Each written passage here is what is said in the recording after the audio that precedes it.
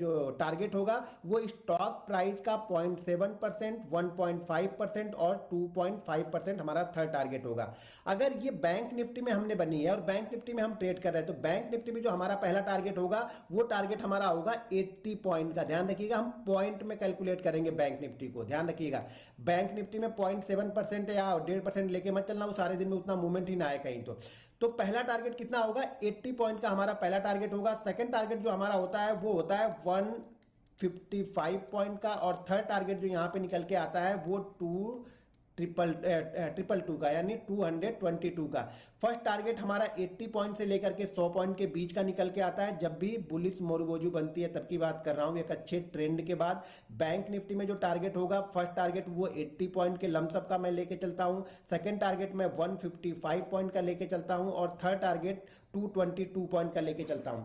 अब चीजों को समझो, मान लीजिए हमने एंट्री ले ली यहां पे, और एंट्री के बाद हमें 80 पॉइंट दिख गया। 80 पॉइंट दिखने के बाद वापस वो नीचे रिवर्स होकर आ रहा है, तो मैं यहां पे एसएल नहीं लूंगा। ध्यान रखिए, पहले टारगेट के पास पहुंचना ये आपकी समझदारी, आपके विवेक पर निर्भर करता है कि उस दिन मार्केट का ट्रेंड कैसा है, बैंक निफ्टी के कंपोनेंट कैसा ट्रेड कर रहे हैं, मोमेंटम कैसा है, वहां पे देख के हम डिसाइड करते हैं। नहीं कुछ समझ में आता है तो कम से कम यहां पे जाके 75% का प्रॉफिट बुक कर लो। अगर कुछ भी समझ में नहीं आ रहा, 75% का प्रॉफिट बुक कर लो। कुछ लोग गलती क्या करते हैं ना कि फर्स्ट टारगेट होने के बाद में सेकंड टारगेट के लिए वेट करते हैं, लेकिन मार्केट अगर फर्स्ट टारगेट से घूम जाता है ना तो वो लोग एसएल लेते हैं। भाई ये कौन सा बिजनेसमैन हुआ कि आपको प्रॉफिट मिल रहा था, वो प्रॉफिट छोड़ के आप जाके लॉस लेके चले? इस तरह से ट्रेड खराब होंगे।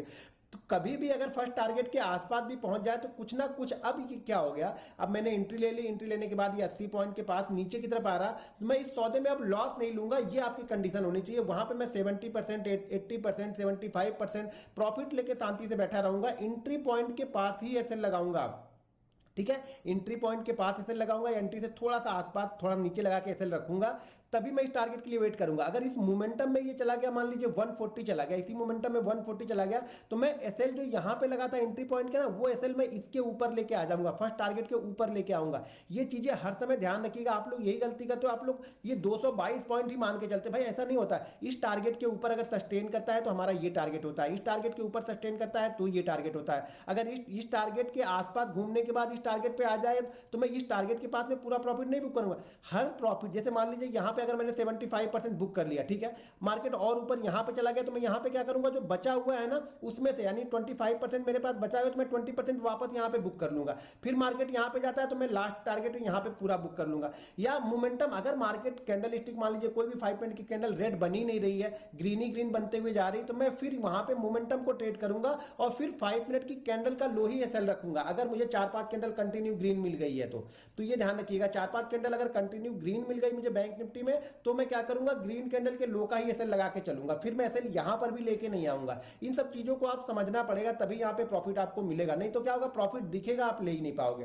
पहली कंडीशन क्या है, मार्केट का ट्रेंड डाउन होना चाहिए। अच्छा, बुलिश मोरबोजू में ये जरूरी नहीं है कि इसी का लो सबसे लो होगा, हो सकता है इसका लो सबसे लो हो सकता है इसका लो ज्यादा हो, या हो सकता है इसका लो ज्यादा हो, उसके 2-3 कैंडल बाद ये बुलिश मोरबोजू ऊपर की साइड में बने।